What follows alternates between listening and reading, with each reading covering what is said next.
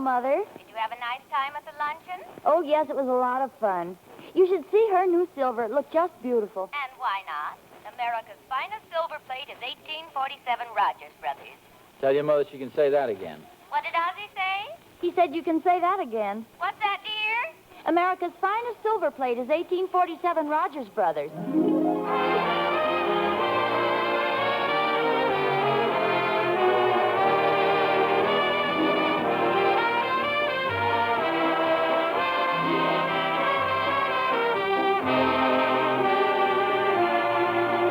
America's finest silver plate is 1847 Rogers Brothers.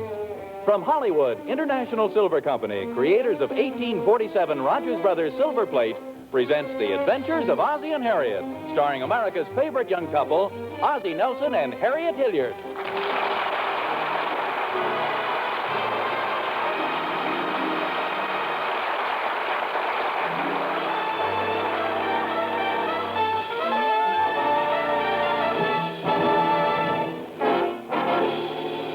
Okay, coppers, I'll talk. Only no more questions. Please, no more questions.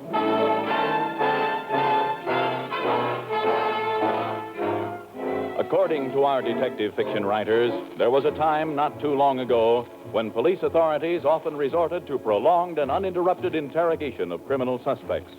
This was known as the third degree.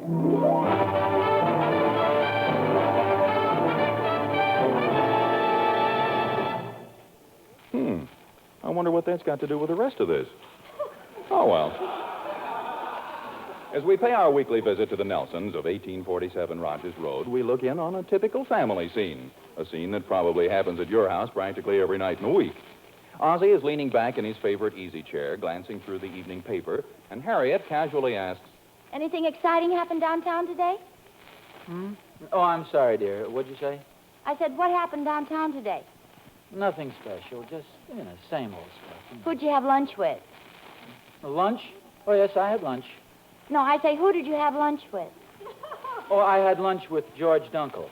Did you eat at the Elks Club? No. Where did you eat? We ate at the Emporium down in the grill room. Who did you say you ate with? I ate with George Dunkel. I had scrambled eggs, corn muffins, and milk. And the corn muffins were burned to a crisp. I rode home on the bus with Joe Randolph, and he had a sore thumb. Questions. Holy smokes, Harriet, what is this, the third degree? Well, I should think you'd be very happy to know I take such an interest in things. Stop being so grouchy. I'll get it, although it's probably for you. Hello? Hello, Harriet. Ruth Hodges. Oh, hello, Ruth. We had such a good time at the luncheon today. Well, I was so glad you could come, dear. Wasn't it a pity Betty Randolph couldn't make it? Yes, she had a headache, didn't she? Well, she said she did, but I know the real reason. Now, don't you dare tell anyone. I haven't told another soul. My phone's been out of order. But Joe and Betty Randolph have separated. Oh, that's awful, Ruth. Isn't that terrible? I just hate to talk about it. Now, listen to this. Betty found a picture in Joe's wallet, a very curvaceous blonde in a skimpy bathing suit. No. Yes. He tried to tell her it was his grandmother. Well, Ozzie met Joe downtown today, but he didn't say anything about that. Oh, was Ozzie downtown today? Well, then he must have seen the big fire at the Emporium Grill. Really? Well, Ozzie and George Dunkel had lunch there, but he didn't say anything about a fire. Oh, did Ozzie have lunch with Dunkel? Well, how's his broken arm? Whose broken arm? Well, George Dunkel. Didn't you know he broke his arm? Well, no. Ozzie didn't say anything about that either. Well, that is strange. Well, I have to be going, dear. All right, Ruth. Thanks for telling me all the news. You're welcome, dear. And Harriet. Yes? Don't forget, you heard it here first. Ozzie? Stop reading the paper. That was Ruth Hodges. You're sure nothing interesting happened today? No, Harriet, I What about told the you. fire at the Emporium? Oh, that. Well, I told you the corn muffins were burned. Fire wasn't much. They had it out in a jiffy. What about Dunkel? Ruth said he had a broken arm. Oh, yes, that's right. I meant to tell you. He had his arm in a sling. How did he break it? Well, I don't know. Didn't you ask him? Well, of course not. I figured if he wanted to tell me, he would have. Golly, what curiosity. Well, it isn't a question of curiosity. It just seems a little silly. A man sits there with a broken arm, and you don't even ask him how he got it. Well, maybe he lost a bet on the election, and the other guy got to break it. They were giving some pretty big odds, you know. You also met Joe Randolph, but you didn't say a word about him and Betty being separated. Well, Harriet, I remember distinctly telling you he showed me his sore thumb. Now, what's that got to do with them being separated? Well, his wife bit him on the thumb. Why are women so curious about things? It's curiosity that caused Joe all of this trouble. It was really his wife's fault. Oh, she finds a picture of another woman in his wallet, and it's her fault they're separated. If she hadn't been so curious, she wouldn't have found it. Joe doesn't know how the picture got in his wallet. He's never even seen the girl before. Did he tell Betty that? He tried to. He kept shouting it over his shoulder all the way down the street. Hey, Mom, David's got a girl that carried her books home from school. Oh, keep quiet, you little blabbermouth. David, don't talk that way to your brother. Well, he is. And, Ricky, you stop teasing David. Nothing wrong with his having a girl if he wants to. You never had a girl, did you, Pop? Ozzie, would you point me out to them? Yes, I've had a few girls in my time. Did you ever carry their books home, Pop? No, they always carried mine. Harriet, show the boys where the calluses used to be on your hands. What's your girlfriend's name, David? Oh, now, wait a minute, Harriet. Don't start giving David the third degree. The girl's name is his own business. I don't mind telling, Pop. Her name is Mildred Marshall. Her name's Mildred Marshall, Harriet. Now, what else would you like to pry out of the boy? She's a very nice girl, just a little younger than I am. We're both in the same class in school. She sits right across the aisle. She's got blonde hair and blue eyes and just a few freckles. And she only lives a block from here. Guy, she's plenty smart, too. Her father works in the bank, and they got a big house. How long have you known her, David? Harriet, can't you see he'd rather not talk about her?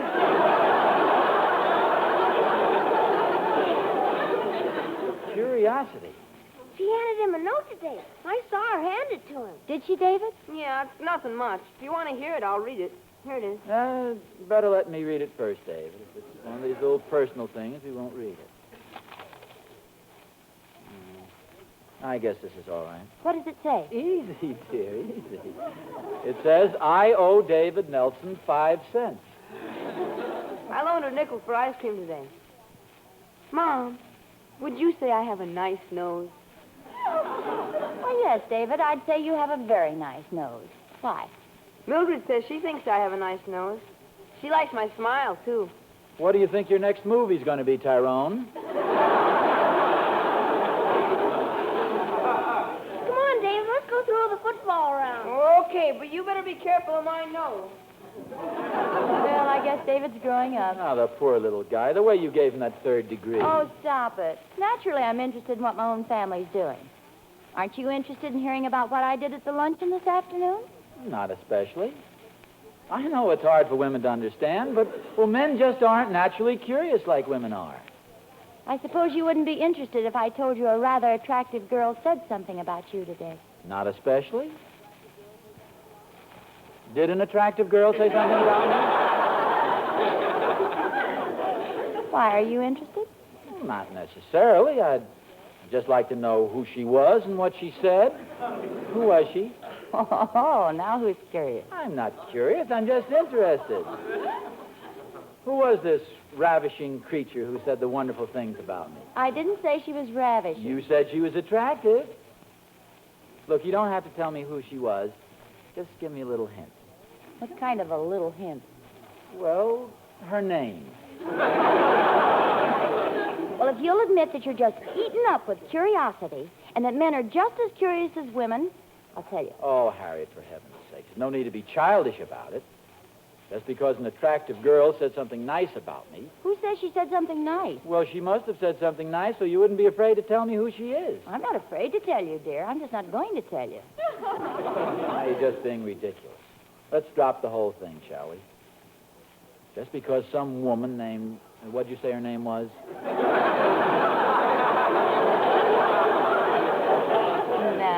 No, that's my trick, dear, and it doesn't work. Hey, I'll bet I know who it was. Was it Dorothy, what's her name? Dorothy, what's her name? Yeah. Well, what's her name? Do you know, Dorothy Douglas. No, it wasn't Dorothy Douglas. Not Dorothy Douglas. Was it Florence? No. Was it Vera? You gonna name every girl you ever knew clear back to kindergarten? Oh, somebody I knew in kindergarten. Just worry about a little while, dear. I have to finish getting dinner. Was it Frances? Or Catherine? Harriet, was it Catherine? A tall, blonde girl with dark hair? Harriet?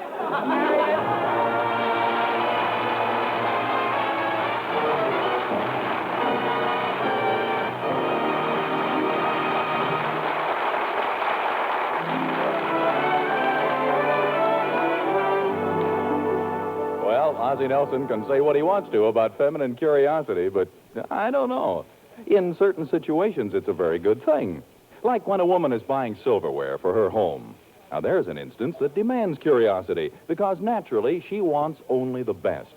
And before she makes her choice, she'll want to know many things about the silverware she sees. She'll question its beauty and workmanship, its quality and durability, the way it will fit in with her scheme of decoration. And you know something? More than likely, she'll choose the beautiful silver plate made by 1847 Rogers Brothers. Because 1847 Rogers Brothers meets every one of those tests perfectly. Its beauty and workmanship are unexcelled. No other silver plate in the world can match its lovely features.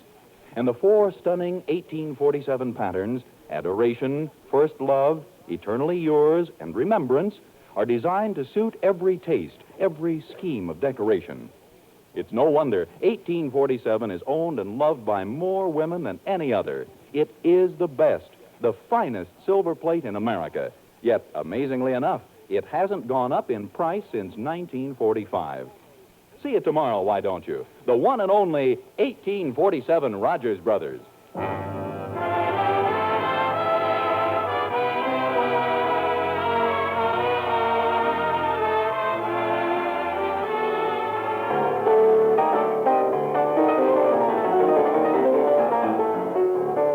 Historians tell us that in times of great emotional stress, Chopin, Beethoven, Bach, Gershwin, and others whose lives haven't even been filmed yet, all these great men sat down at the piano and thundered out their problems, their frustration. And so Ozzie Nelson, lord and master of 1847 Rogers Road, sits down at the keyboard to seek the answer to his problem.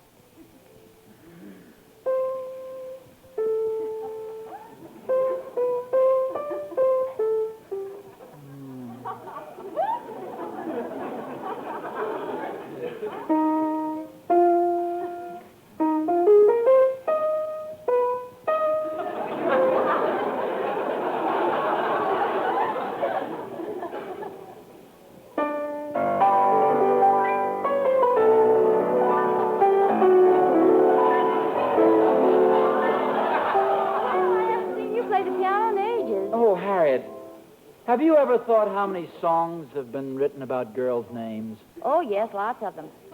Margie, Louise, Josephine, Mary? Oh, yes, there was a song called Mary. Mary, yes.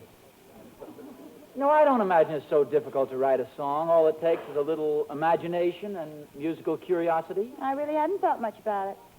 As a matter of fact, imagination and curiosity are closely related. Did you know that? No, dear. Oh, there's a definite tie-up. You see, imagination is thinking, and curiosity is wondering. You see the connection? Imagination is thinking, and curiosity is wondering. No, I don't see the connection yet. I'll put it bluntly.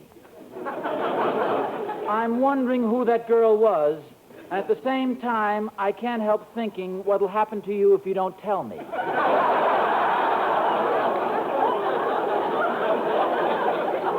I can't hold out any longer, dear.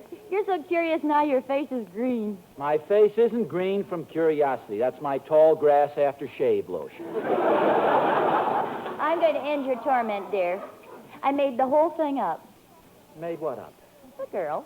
You talk so much about a woman's curiosity, I thought I'd do something to arouse yours. I think I did a pretty good job. Harriet. No matter how beautiful she is, regardless of what she said, there's no reason for you to hide it from me. Ozzie, honestly, I made it up. What you're really trying to say is you're sorry you mentioned the thing. There's no need to be jealous about it. What difference does it make? Just because this gorgeous thing has a schoolgirl crush on me? We've been married now for 12 years. We've been married for 13 years. Oh, yes. We've been married for 13 years. I'm not going to run off and leave you. What was that silly thing you called me when we were first married? Your hubby-wubby? I'm still the same. Perhaps a little more wubby, but still your hubby.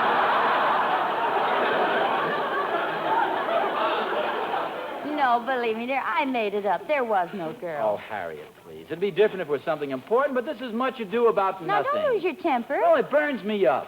Here, I don't care whether you tell me or not, and you won't Well, tell if you me. don't care, dear, why don't we just forget about the whole Fine, thing? we're just getting upset over nothing. But will you tell me one thing? What, dear? Now, this is completely off the subject, just an afterthought. Yes. What is the girl's name?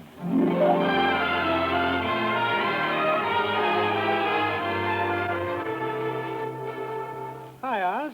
Hello, Thorny. Hi, you sound mighty low. Nothing wrong, I hope. No, not exactly. It's just that Harriet's been acting very, very strange. I don't understand women. They're so darn curious. Yeah, my wife's the same way, always curious. Wants to know where I've been, who did I meet, where did I spend my money, where did I get any money to spend. Going on for centuries, I guess. Has Harriet been asking you a lot of questions? Questions, millions of them. She can give me a regular third degree, and that's okay. But let me ask her one simple little question, Thorny, and it becomes a big thing right away. I don't seem to follow this. Well, I wanted to find out who a certain girl was. Girl? What girl? Well, Harriet went to a luncheon today, and while she was there, some beautiful, shapely girl said some wonderful things about me. Oz, there's nothing wrong with Harriet. It's that girl that's out of her mind.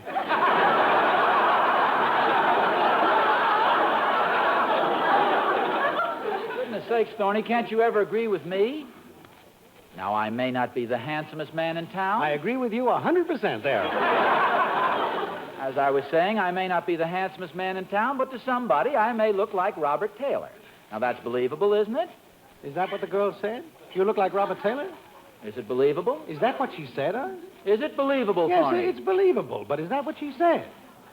Well, no. I thought not. I couldn't possibly believe that. Well, you just said it was believable. Well, we weren't getting anywhere the other way. What did the girl say? Oh, just some very nice complimentary things. It isn't important. What is important is Harriet's attitude. She's jealous, Thorny, so jealous she won't tell me who the girl is. You never can tell what a woman's jealousy will do, Oz. I knew a girl once had a pet frog. The girl's name was Betty Clark. What was the frog's name? Jacques Dupre. Oh. Anyway, Oz, everything was fine until the girl next door to Betty got a pet frog, too.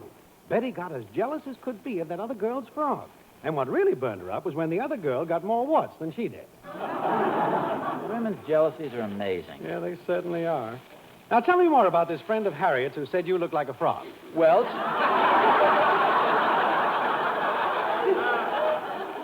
she complimented me, Thorny. I'm not sure what she said, but it must have been pretty nice, or Harriet wouldn't be so darn afraid to tell me who the girl is.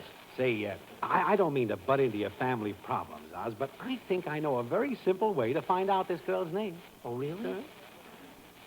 Not that it makes so much difference, but what's your idea? Well, it's very simple. Tell Harriet you found out who the girl is. Tell her it's some old flame of yours who happens to be visiting in town. Then make up a real wild story about this girl and yourself, and when you have Harriet dying to hear more, stop. Stop? Stop cold. Refuse to say another word until she tells you who the girl really is. She'll blurt it out. Her curiosity will kill her if she doesn't. Thorny, I've got to hand it to you. You're a genius at times. I am clever. Let me know how you make out, will you, Oz?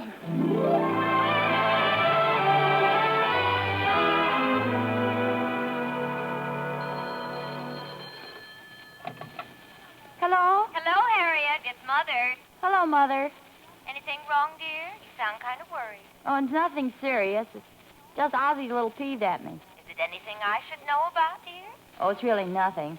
I told Ozzie there was an attractive girl at the luncheon today who said something about him. Is that what he's angry about? No, he's mad because I won't tell him who the girl is.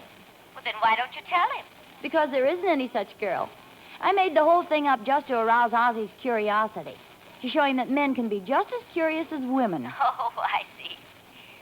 Well, I hope you know what you're doing, dear. I hope so, too.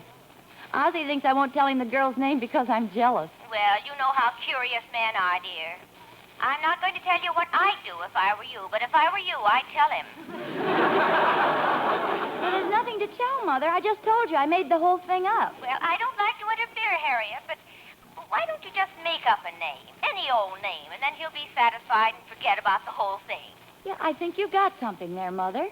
Let's see. How about Mary Jones or Betty Brown? Oh, no, dear. Make up something that sounds like a real name. Okay, I'll think up a good one. Thanks, Mother. You're welcome, dear. And, oh, Harriet, Yes, Mother? be sure and let me know how it works out.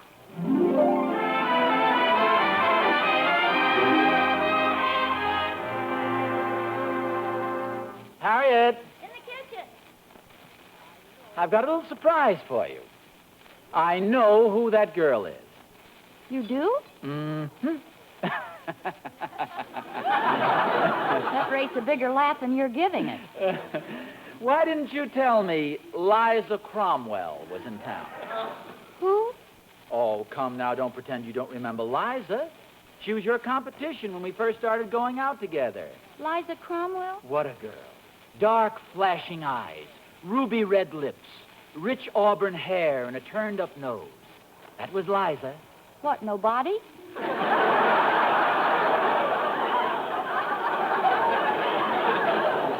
Roll that jealousy, Harriet, and stop being so curious about her. You know that time I was supposed to take you to the barn dance, and I called and said I couldn't make it? I was allergic to banjos. They always made me talk with a twang. Go on. Well, actually, it was just an excuse. I'd forgotten that I already had a date with Liza Cromwell. We went out to the amusement park. The Ferris wheel stopped on top, and you know how you're strapped in. I was absolutely helpless. Sounds interesting. Well, when we got off the Ferris wheel, we went in the tunnel of love.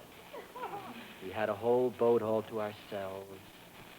We got where it was good and dark.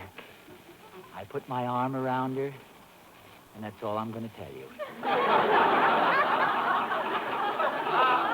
All right, dear. Yes, sir?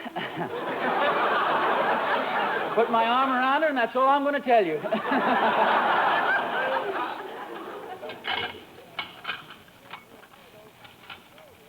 Then I pulled her head over on my shoulder, and that's all I'm going to tell you.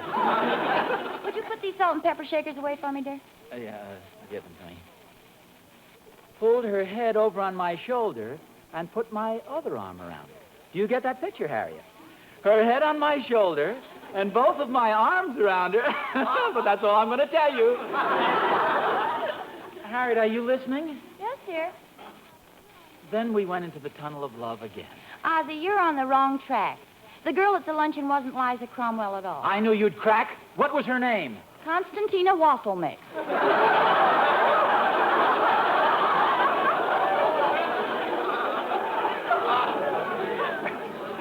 Constantina Wassel Mix.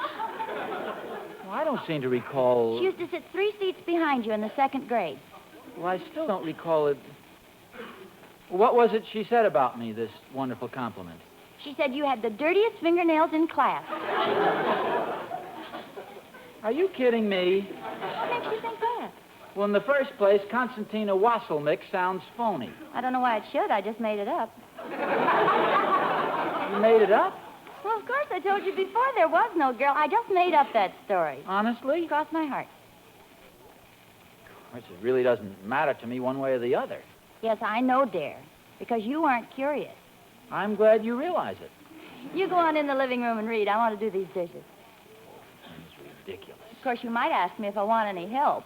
Ask you a question and have you think I'm curious? Will you get that, dear? Come in, Thorny. Hi, Oz. I just had to come over and see how you made out. Did it work? Yeah, Thorny. Constantina Wassel Mix.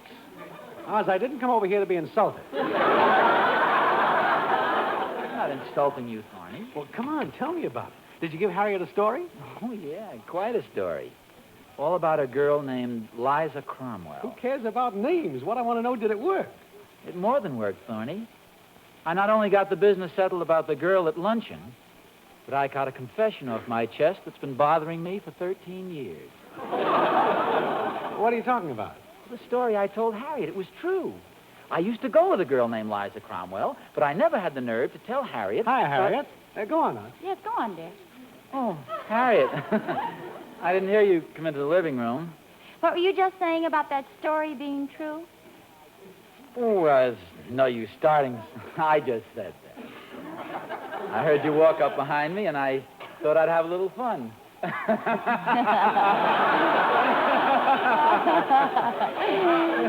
You thought you'd have a little fun. You know, Oz, I think you're going to have some.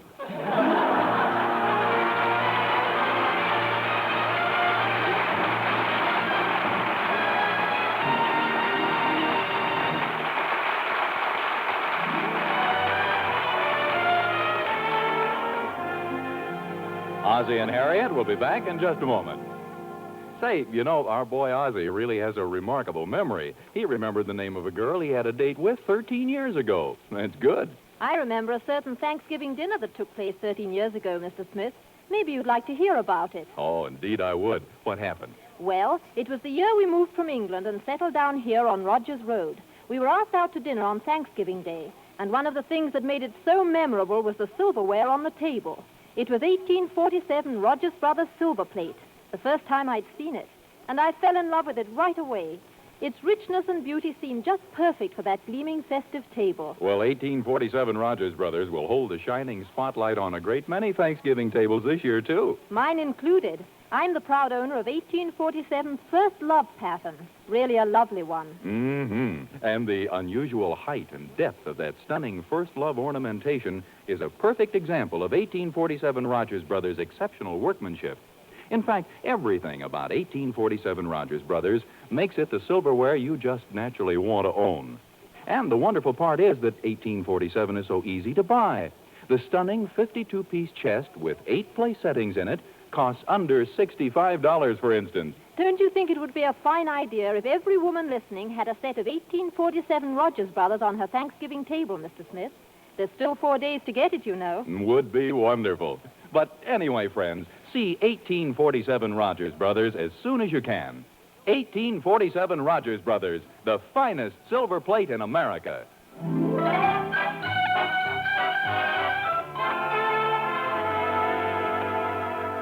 You know, dear, I just happened to remember.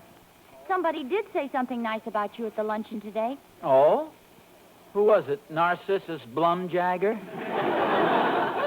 Nope, it was me. I said I have the most wonderful husband in the whole world. You sure you're not saying that just so I'll let you put your cold feet on the small of my back? Oh, darling, how can you say that? Did you know? There they go.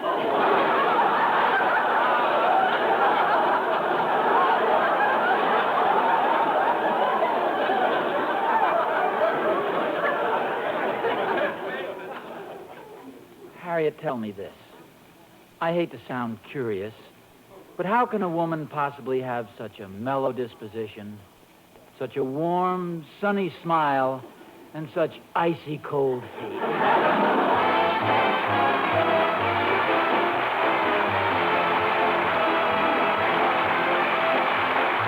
Tune in again next week to another adventure of Ozzie and Harriet, starring Ozzie Nelson and Harriet Hilliard. And remember, America's finest silver plate is 1847 Rogers Brothers. Yes, Harriet, America's finest silver plate is 1847 Rogers Brothers. Appearing in support of Ozzie and Harriet were John Brown, Henry Blair, Tommy Bernard, Lorene Tuttle, and Mary Jane Croft. This program originates in the Hollywood studios of the National Broadcasting Company and is broadcast over the Trans-Canada Network of the Canadian Broadcasting Corporation. Vern Smith speaking. This is NBC, the National Broadcasting Company.